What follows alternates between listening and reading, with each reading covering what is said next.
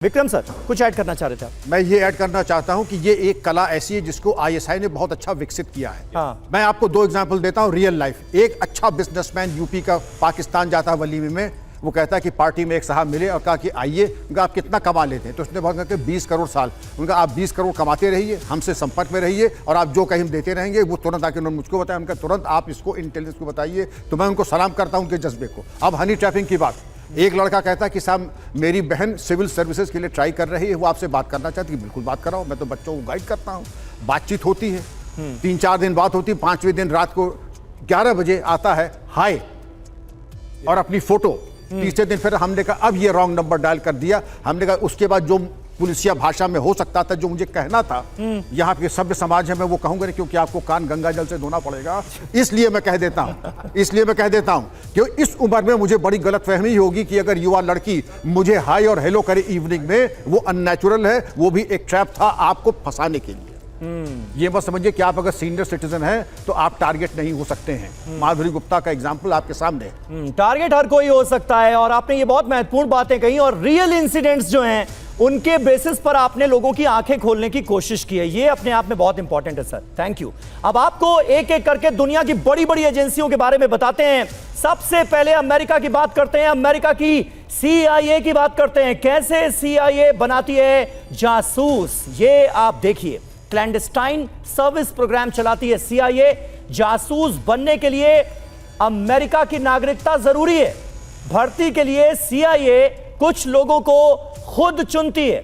CIA website के जरिए भी जासूसों की भर्ती करती है। एजेंट की बैकग्राउंड की पूरी जांच की जाती है। भर्ती से पहले यहां तक कि पॉलीग्राफ टेस्ट भी किया जाता है। इस टेस्ट से भी गुजरना होता है। चुने गए जासूस को गुप्त स्थान द फॉर्म में ट्रेनिंग दी जाती है।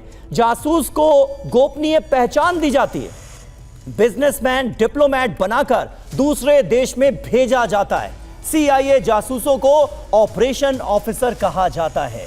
तो यह तो बात हुई अमेरिका की CIA की। और इसी तरह इजराइल की मोसाद के बारे में भी हम आपको आगे जानकारी देंगे। तो CIA अमेरिका की जो खुफिया एजेंसी है वो कैसे काम करती है, कितने पुख्ता तरीके से काम किया जाता है, ये हमने आपको बताया। लेकिन ISI कैसे काम करती है, सूद साहब जरा हमें यह बताइए। अभी हमारे दर्शकों को यह समझना बहुत जरूरी है और मुमकिन है तमाम ऐसे लोग होंगे जो कि ISI के किसी ना किसी नेटवर्क के झांसे में आए होंगे। तो उनको आप क्या सलाह देना चाहेंगे अपने एक्सपीरियंस के आधार पर? देखिए, पहले तो मैं इनकी बात बताऊंगा। जो अभी केस हुआ है मल्होत्रा का, यहाँ पे 2 चीज़ें यूज़ की गई हैं। हाँ, एक लव जिहाद, एक मैरिज जिहाद, जिसकी आजकल बहुत चर्चा हो रही है। और इसी तरीके से इन्होंने काम किया उसको फंसाने का, और साथ में एक दूसरी लड़की को भी। अगर आप ISI की बात करें, जैसे लव जिहाद की बात हो रही थी, तो ISI के इस्लामाबाद के अंदर सेंटर है वहाँ पे, जहाँ पे लड़कियों को बिठाया जाता है, कुछ लड़कों को बिठाया जाता है, और पीछे भगवान की फ़ोटो लगी होती है, हिंदू भगवान की, जिसको पाकिस्तान के लोग हेट करते हैं। और वो धीरे धीरे लोगों के टच में आते हैं। स्पेशली टारगेट किया जाता है जो लोग या आर्मी के हो या सेंसिटिव जगह काम करते हो। सोशल मीडिया पे उनसे कांटेक्ट किया जाता है। जब उनसे कांटेक्ट किया जाता है, जैसे वोरस साहब बता रहे थे, जैसे हमारे DGP साहब बता रहे थे, तो उसके बाद क्या होता है कि यहाँ पे एक लड़की अपनी फ़ोटो पेश करती है या रात को एक मैसेज भेजती है। देखिए, रात के टाइम में आदमी थोड़ा सा डिफरेंट मोड में होता है, और जब लड़की उसको आप कनेक्ट कर लेते हैं या फ़ोटो देख लेते हैं, तो आदमी थोड़ा सा उकसा जाता है।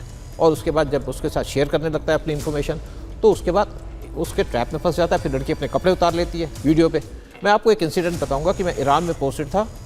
तो एक दिन सुबह 3 बजे के आसपास हमारा फ़ोन बजा। मैंने फ़ोन उठाया तो एक लड़की फ़ोन पे बोलती है, हाय हाउ आर यू, जबकि ईरान के अंदर इंग्लिश नहीं बोली जाती थी। मैंने फटाफट फ़ोन काट दिया, क्योंकि वो टाइम ऐसा होता है जब आदमी आधा सोया आधा जागा होता है और एक डिफरेंट मोड में होता है। तो इस तरीके से आपको ट्रैप करने की कोशिश की जाती है। अगर आप फंस गए तो फंस गए, अगर आप बच गए तो आप निकल गए। तो ISI जैसे हनी ट्रैप करती है, यानी कि फ़ोटो दिखाती है। कोई ऐसी स्टोरी जो आप इस वक्त हमारे दर्शकों के साथ शेयर कर सकें जहां कोई ट्रैप हुआ हो? देखिए, ट्रैप तो बहुत से केस हुए हैं, लेकिन मैं कुछ ऐसी चीज़ें जो आपको बताना ही चाहूँगा। जैसे मैंने आपको भी ईरान का केस बताया। जी जी। देखिए, ये एक्चुअली इनका रेगुलर मोडस ऑपरेंडी है।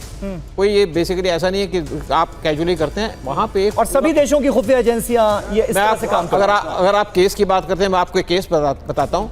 एमरजेंसी के अंदर रशिया ने जो हमारे कांग्रेस के लीडर्स हैं, यूथ कांग्रेस के लीडर, उनको बुलाया कि कांग्रेस टू कांग्रेस हमारी पार्टियों का कनेक्शन होना चाहिए आपस के अंदर। तो यहाँ से बहुत से यूथ कांग्रेस के लीडर भेजे गए रशिया के अंदर, और जैसे ही रशिया के एयरपोर्ट पे वो लैंड किए, वहाँ पे लड़कियों की भीड़ लगा दी उन्होंने। और आपको पता है उस टाइम पे पजामे वाले ज़्यादा होते थे, धोती वाले होते थे, और लड़कियाँ उनको सिलेक्टेड जगह में ले गई। और उसके बाद जब वापस आए तो उन्होंने बड़ा कहा जी ये करके आए, वो करके आए। लेकिन एक से बात हो रही थी, मैंने कहा भाई ऐसा है, तुम्हारी फ़ोटो खींच गई है, तुम अगर, क्योंकि उनको पता था कि फ्यूचर के अंदर ये लोग मंत्री बनेंगे या इंपॉर्टेंट पोजीशन पे आएंगे, तो रशिया ने भी इस तरीके से काम किया। और मैं आपको एक और छोटी सी बात बता दूं कि जब इंदिरा गांधी कैबिनेट थी, उसके अंदर 2 ऐसे इंपॉर्टेंट मिनिस्टर थे, एक CIA का एजेंट, एक KGB का। और मिसेस गांधी को पता था, लेकिन वो कुछ नहीं कर पाई, क्योंकि उनको छेड़ने का मतलब था कि 40-40 MPs उनकी पार्टी छोड़ के चले जाते। तो कई बार मजबूरी भी होती है। फिर एक हमारे ऐसे PM थे जिनको 1 करोड़ रुपया पर मंथ मिला करता था, कुछ महीने तक रहे थे पावर के अंदर, और उनको KGB 1 करोड़ रुपए पर। आपने KGB का जिक्र किया सर, KGB के बारे में भी अपने दर्शकों को बता देते हैं। सोवियत संघ की KGB एक जमाने में दुनिया की सबसे मशहूर खुफिया एजेंसी रही। 1991 में सोवियत संघ के विघटन के बाद KGB भी टूट गई। मौजूदा समय में रूस में FSB सक्रिय है। बहरहाल आपको यह बताते हैं कि KGB काम कैसे करती है। सोवियत संघ की KGB, इसके काम करने का तरीका क्या है। 1954 से 1991 तक सबसे ताकतवर खतरनाक एजेंसी मानी गई।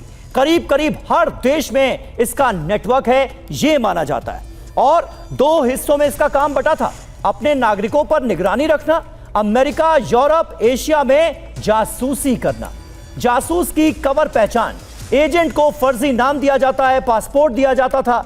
कई साल तक बिना पकड़े दुश्मन देश में ये रह सकते थे, बाकायदा इन्हें इसकी ट्रेनिंग मिली थी। हनी ट्रैप, सुंदर महिला एजेंट्स के जरिए टारगेट्स को फंसाना, बाद में उन्हें ब्लैकमेलिंग से जानकारियां निकलवाना, यानी वही पुराना ट्रैप। इसके अलावा सुनियोजित हत्याओं के लिए भी इनका इस्तेमाल होता था। दुश्मनों को चुपचाप मारने में ये माहिर मानी जाती थी। नकली एक्सीडेंट, रेडियोधर्मी पदार्थ का इस्तेमाल भी कई ऑपरेशंस में किया गया। KGB के जो प्रसिद्ध एजेंट हैं, जब उनका जिक्र आता है तो और कौन, पहला नाम तो व्लादिमीर पुतिन खुद हैं, रूस के मौजूदा राष्ट्रपति। इसके अलावा किम फिल्बी, KGB का डबल एजेंट, इसका नाम भी आपने मुमकिन है सुना होगा। विक्रम सर, आखिर में आप क्या कहना चाहेंगे और इसकी सजा क्या हो सकती है? इस बात का भी इल्म तो बहुत जरूरी है कि अगर आप दुश्मन देश के लिए या किसी भी देश के लिए अपने देश से गद्दारी कर रहे हैं, जासूसी कर रहे हैं किसी और मुल्क के लिए, तो आपका अंजाम क्या हो सकता है? समीर साहब, नहीं, एक मिनट, विक्रम सर। समीर साहब, इसका अंजाम बहुत भयानक होता है। जो व्यक्तिगत प्रतिष्ठा है, कुल और वंश की मर्यादा समाप्त हो जाती है। आजीवन कारावास तक की सजा है, जैसा एम्बेसडर साहब ने फरमाया था। अब हम बात करते हैं सावधानी की।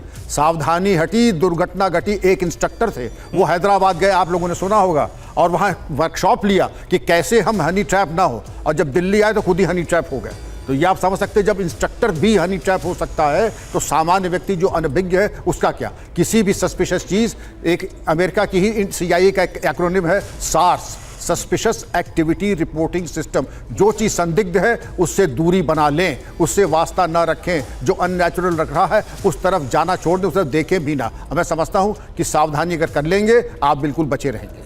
बिल्कुल, और इस स्पाई फैक्ट्री के राज फाश करने की हमने कोशिश की है इस प्रोग्राम के जरिए, और यह प्रोग्राम भारत पाक संघर्ष के मौजूदा हालात को देखते हुए और भी ज्यादा जरूरी हो गया था। मुमकिन है कि कई अहम और नई जानकारियां आप लोगों को हासिल होंगी हमारे इस स्पाई लोग प्रोग्राम के जरिए। आप सभी का बहुत बहुत शुक्रिया सर, हमारे साथ जुड़ने के लिए TV9 भारतवर्ष पर।